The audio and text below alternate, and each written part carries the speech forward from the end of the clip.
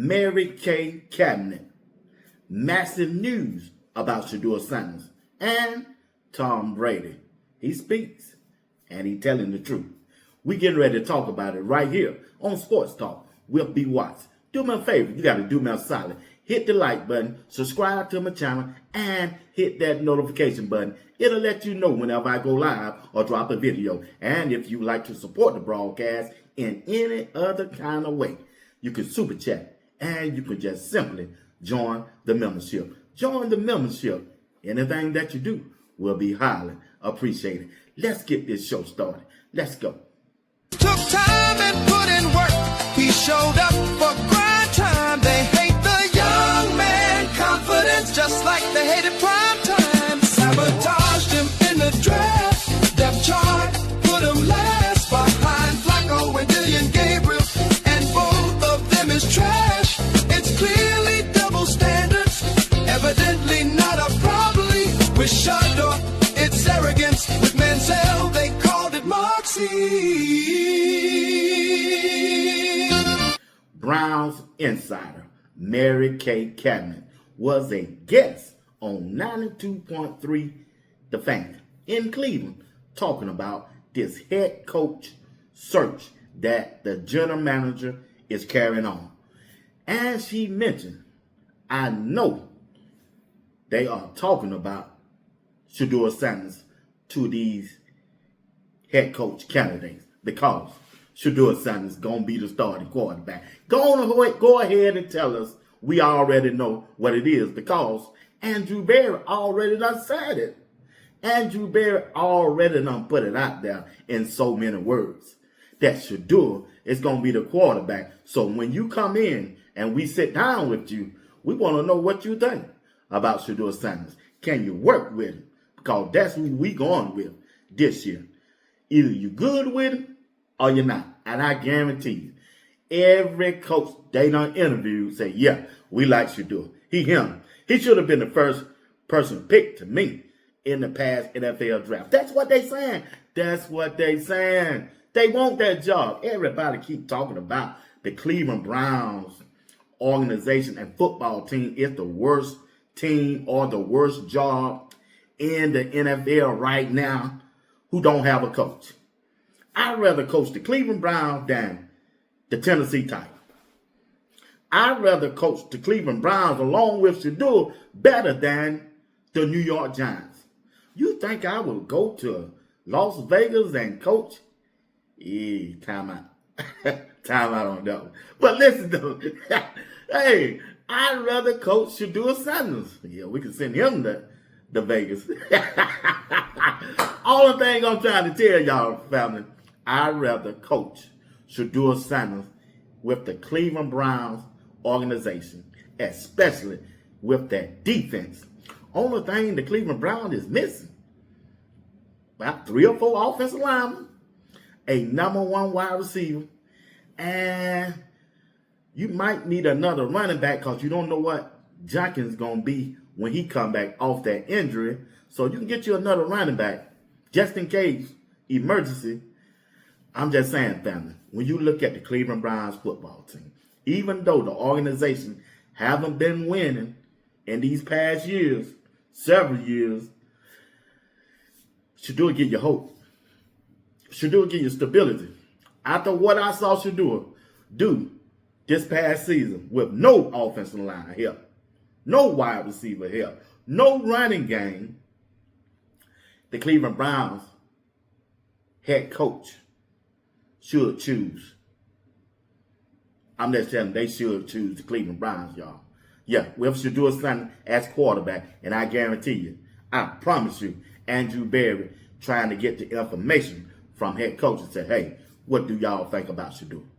Let's listen to Mary Kay Cabinet talking about the interview process she thinks going on with the Cleveland Browns head coach search. Mary Kay. But where do you think the Shedeur Sanders, and to be fair, let's throw Dillian Gabriel in there because he did start this season as well. So these 2 young rookies, how do you think they factor in to this coaching search as far as their importance?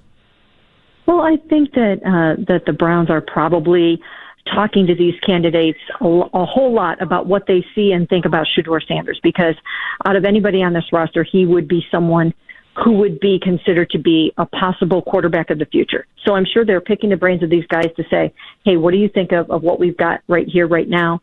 And do you feel like you could work with him? And in the same way, they are encouraging candidates to possibly hang on to Jim Schwartz and Tommy Rees. I'm sure that in a perfect world, they would like some of these candidates to get excited about Shedeur and tell the Browns that, hey, we think you have something here. Because if they could do that, they would save themselves a whole lot of trouble, time, money, and everything else to know that they could build around him and see what they have with him for next year and move forward with that. So I think that's how it's all working out. That's Mary Kay, a Browns insider, talking about the interview process that she thinks going on with the Cleveland Browns. I tell you what, put it down in the chat. Which head coaching job vacancy, if you was a head coach, which one that you would pick? Will you pick Shedeur Sanders and the Cleveland Browns, Atlanta Falcons, the Las Vegas Raiders, Arizona Cardinals, Pittsburgh Steelers, the Tennessee Titans, the Baltimore Ravens? Put it down in the chat. Which job do you think, if you was a head coach, is the best coaching job available right now in the NFL? Let me know down in the chat. Boy, I'm going to Cleveland. Cleveland. Vegas, I see you. But I'm going to Cleveland. I'm going with Shedeur. Maybe we can trade that first pick to Cleveland and get Shedeur to Vegas. Yeah, I'll be in Vegas then. Yeah, I'll be in Vegas then, fam. But anyway, I believe that that's what's going on with Shedeur. I got to agree with Mary Kay. That's the discussion going on. My first time ever agreeing with Mary Kay Cabot. First time ever on anything that she done said. That's what's going on, because Shedeur is the star on the team. He's the star. He's the one and only. What if the Cleveland media want to accept that or not? That's what's really going on. When you listen to Bull, everybody keeps saying Cleveland ain't got no quarterback. Man, they crazy. Man, miss me with that. But anyway, hey, I just want to drop that video right there for you. I'm finna get ready to get off this thing. But Tom Brady is talking some stuff over there. I remember when I was playing quarterback in junior high school, my head coach at the time, Coach Kelly, taught me the same thing. I mean the same thing that Tom Brady is talking about right now during this video. He was in the booth and telling people how to hold the ball when the wind is high. Man, I remember when I saw that video, I said, man, Tom Brady right. My head coach in junior high school told me the same thing. Once again, ladies and gentlemen, I'm going to leave you with that video. Don't forget, I'm going to drop another video at 5 o'clock p.m. Eastern Time. And I got a live show tonight at 8 p.m. Eastern Time. We working over here. Don't forget to tune in to the live show. Best chat room on YouTube, I promise you. Come on over and check us out tonight at 8 p.m. Eastern Time. Until then, peace. Yeah, so what you see it, and I talk about the point of the ball a lot. You see it from, well, I'll start from this angle. This is kind of like a neutral plane. This is when the point's slightly down. When you're throwing into the wind, it has to be neutral. If the point of the ball is up, any wind friction is going to push that ball up over the top. So as a quarterback, you don't really like that U throw underneath, because naturally that's going to point the tip of the ball up.